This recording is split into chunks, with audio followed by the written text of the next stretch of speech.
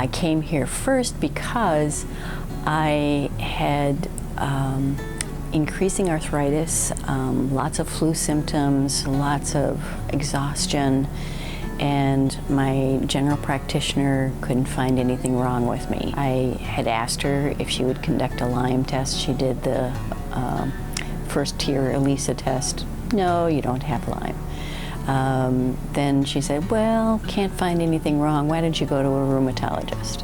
So I went to a rheumatologist. It wasn't rheumatoid arthritis. It wasn't MS. It wasn't lupus. It wasn't anything. But he thought, well, maybe you're just waiting to get rheumatoid arthritis and it'll come on later on. I said, could it be Lyme? And he said, oh, I don't think so. And did the level 1 ELISA test. Oh, no, it was negative.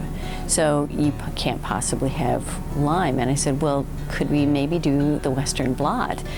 Oh, no, those ELISA tests are really accurate. I questioned him at that point and said, no, they're really not. They're, sometimes 50% of them are false negatives. So could we explore it? No, we're not going to do that. We're just going to wait for rheumatoid arthritis to come and take over your body.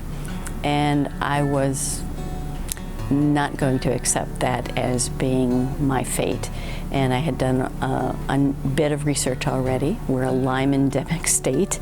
I travel all around and do a lot of camping in wilderness areas, and had been out east as well in lots of different places where it's endemic. And I had enough of the symptoms to kind of start knowing this is probably Lyme. And then it's a matter of trying to find a Lyme literate physician. You've done your research, so I investigated and asked the international organization, were there any doctors in this area that might be Lyme literate? And they'll let you know who has been to their conference, but they won't tell you which doctor to go to. There are two, at the time there were only 2 in the metropolitan area, and I chose Dr. Kathy Dolan and started working with her 3 years ago.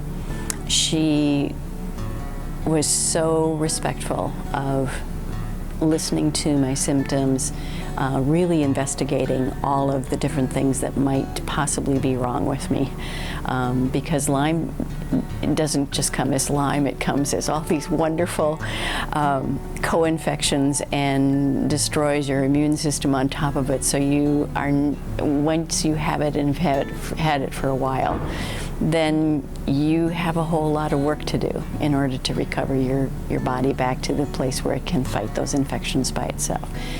And I was so blessed by her whole holistic way of treating me as a human, with her compassion, and with really going the route of not going antibiotics, because my system was already trashed. And I probably would have been even more ill if I'd gone the antibiotic route. She used a lot of very reputable herbal supplements and herbal killing agents, and I was immediately seeing results.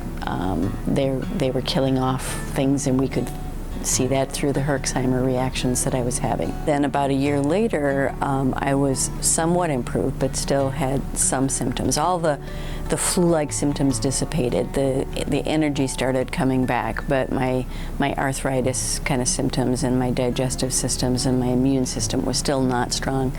And then I started working with Kathy more and doing low-dose immunotherapy, and have continued with her for the last 2 years with all kinds of different things, and I'm still working on some things to get my system back.